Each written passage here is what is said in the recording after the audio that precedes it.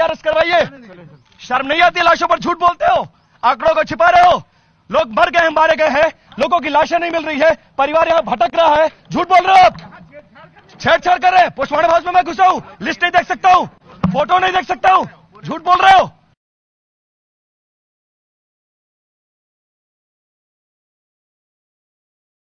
अभी तक ये नंबर पता नहीं चल पा रहा है कि कितने लोगों की जान गई है भगदड़ में। उन लोगों की सोचिए जिन्होंने अपनों को खोया है, वो तो अभी भी इसी उम्मीद में घूम रहे हैं कि वो कहीं मिल जाएं। सच अ ट्रेजेडी गाइस। और आज इस नए साल के पहले मंथ का आखिरी डे है और देखा जाए तो ये महीना बहुत अच्छा रहा नहीं, पर आने वाला सेकंड मंथ भी बहुत डरा रहा है, फरवरी, क्योंकि कल कुछ बहुत डरा देने वाला आने वाला है। Yes, I'm talking about the budget. Margin किसका निकलेगा कल?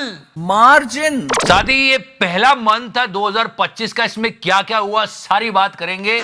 बजट कल आने वाला है, महाकुंभ के बजट के बारे में बात करेंगे। ऐसा कहा जा रहा है अगर कंपेयर करें पिछले 70 सालों से तो ये अब तक का सबसे बड़ा बजट एलोकेट किया गया था, ऐसा लोगों का कहना है। 7,500 करोड़ रुपया। अच्छा, चौंकना मत, ये टैक्स पेयर्स की मनी थी, आप ही के पॉकेट से लिया गया था। और जो टैक्स पेयर्स थे वो इस तरह दुख उठा रहे थे और वीआईपी फुल ऑन मजे लूट रहे। अगर बजट की और थोड़ी डिटेल में जाओगे ना आप, तो 131 करोड़ के आसपास फायर सिक्योरिटी के लिए खर्च किया गया था। स्टैम्पीड की घटना के बाद आपने कल सुना होगा कि कहीं आग भी लगी, जो कि बहुत दुखद है। प्रयागराज महाकुंभ से एक अहम खबर सामने आ रही है। महाकुंभ मेला क्षेत्र के सेक्टर 22 में आग लग गई है। महाकुंभ में आग लगने की वजह से कई पंडाल जल गए हैं, ये खबर सामने आ रही है। सवाल यह पूछना चाहिए था कि जब इतना बजट एलोकेट किया गया, 2,500 से ज्यादा सीसीटीवी कैमरा और एआई वेआई सबका इस्तेमाल किया एडवांस टेक्नोलॉजी का, तो ये सब कैसे हो रहा है? न्यूज चैनल का काम था ये पूछना। फिलहाल 7,500 करोड़ रुपए खर्च करने के बाद भी हमें ऐसी दुखद घटना सुनने को मिलती है तो बहुत दुख होता है। अब इतने दिन बीत गए, फिर भी जब हम लोगों के बारे में सोचते हैं जिन्होंने अपनों को खो दिया, तो सच में बहुत दुख होता है। And try to understand that. क्या रो देने से सारी प्रॉब्लम सॉल्व हो जाती है? नहीं, just a simple question. School में बच्चे रो देते हैं कि नहीं कर पाए टीचर होमवर्क, फिर भी टीचर छोड़ता नहीं है। तो रोना किसी प्रॉब्लम का सोल्यूशन नहीं है। If you are working somewhere, it does not mean that आपने कोई गलती कर दिया, गुफ अप कर दिया तो आप रो दोगे तो बॉस बोलेगा अरे अरे रो रहा है यार, नहीं नहीं नहीं नहीं रो रहा है बेचारा, मत करो। ऐसा नहीं होता है। रो देने से आपकी जिम्मेदारी खत्म नहीं हो जाती है, आपको आंसर देना पड़ता है। और ये जो कल्चर चल रहा है हमारे देश में रो देने का, वो गलत है। तो हमारे नेताओं को रोना नहीं चाहिए, ये कमजोरी की निशानी होती है।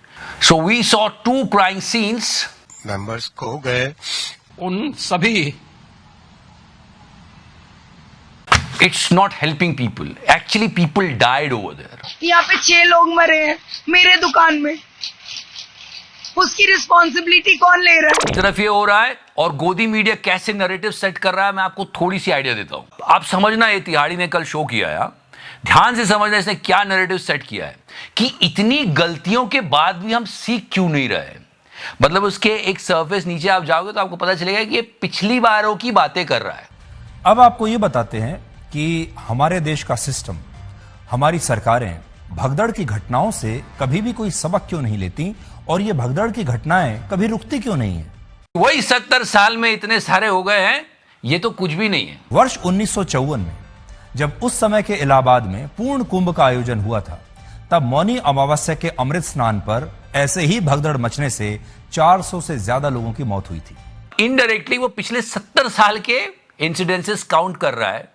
यानी सरकारें किसी की भी रही हो, मुख्यमंत्री कोई भी हो, प्रधानमंत्री कोई भी हो, और आपको ये समझाने की कोशिश की जा रही है कि भाई साहब ऐसा नहीं है कि पहली बार भगदड़ हुई है। कुंभ के आयोजन में अक्सर भगदड़ की घटनाएं होती रही हैं। सवाल पूछे जाना चाहिए यार, लोगों की जाने गई है और उस वक्त भी जिनकी गलती थी उनको जिम्मेदार ठहराना चाहिए, उसमें कोई पॉलिटिक्स नहीं होनी चाहिए। और एक न्यूज चैनल है, मैं पुष्टिकरण नहीं कर रहा हूं, उस न्यूज चैनल का कहना है कि हमने स्टिंग ऑपरेशन किया and we got to know that around 60 people died. Kshitij के कैमरे ने 58 भी लाश जिसके ऊपर 58वां नंबर रखा था वो कैप्चर किया। लेकिन सवाल पूछने की बजाय इधर उधर की बातें की जा रही है, जो कि बहुत दुख की बात है। इनडायरेक्टली लोगों को भी ब्लेम कर रहे हैं। इन भागते हुए लोगों को, उनको भी शर्म आनी चाहिए।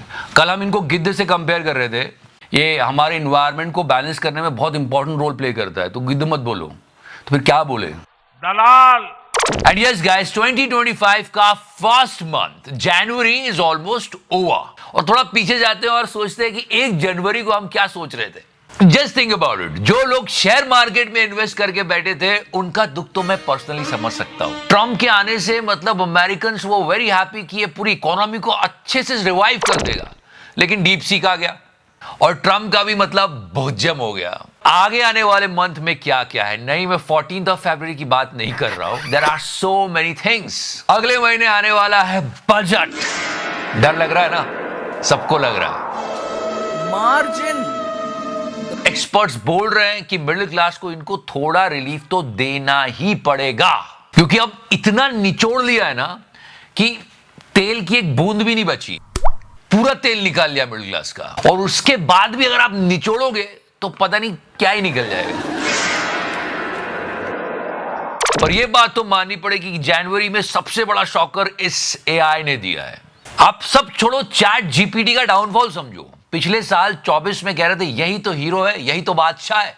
And just understand this face. When this guy came to India, बहुत प्यार से पूछा गया था कि आपको क्या लगता है कि ऐसा हो सकता है कि कुछ लोग मिलकर ऐसा कुछ एआई वर्जन बना सकते हैं क्या? He said impossible. Look, the way this works is we're going to tell you it's totally hopeless to compete with us on training foundation models. You shouldn't try, and it's your job to like try anyway.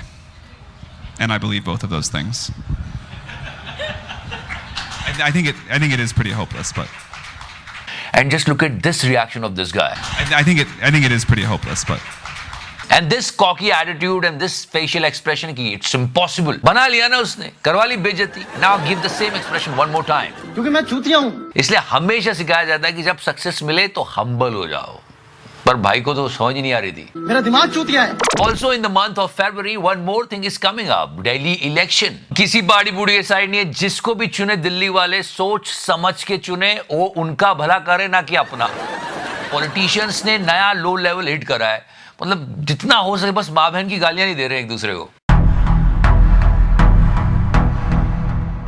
जहर मिला के भेज खुजली वाले। पर पता है अब लोगों को पता कैसे चलता है कि हमारे देश में इलेक्शन हो रहा है?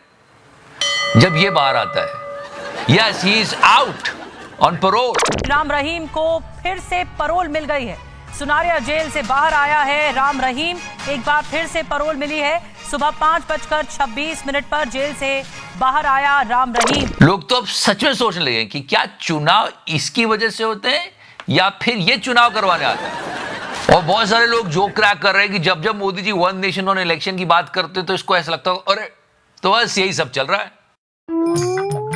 मतलब लोग लिटरली दिन गिन रहे हैं कि कितनी बार पैरोल पर आया है। ये लिस्ट जो है ना, ये वायरल हो रही है और कमाल चल रहा है और कोई सवाल पूछने वाला भी नहीं है। दलाल। फिर घूम फिरकर बात करते हैं उसी पर जिससे हमने शो शुरू किया था कि कितने लोगों की जानें गई हैं, ये अभी तक पता नहीं चल रहा है। एक बार फिर से सोचिए, शर्म नहीं आती लाशों पर झूठ बोलते हो, आंकड़ों को छिपा रहे हो। लोग मर गए हैं, मारे गए हैं, लोगों की लाशें नहीं मिल रही है, परिवार यहां भटक रहा है, झूठ बोल रहे हो आप। इससे बड़ी क्रूरता और कुछ नहीं हो सकती और शर्म आनी चाहिए उन लोगों को जो इस पर बात नहीं कर रहे हैं। तो इसी तरह सब चल रहा है। इस साल का फर्स्ट मंथ तो ऑलमोस्ट ओवर है। Let's see what will happen in February. We hope for the best कि कुछ अच्छा हो। So yeah guys, if you liking it, press the like button. If you liking it more, you can press the subscribe button. Thank you so much.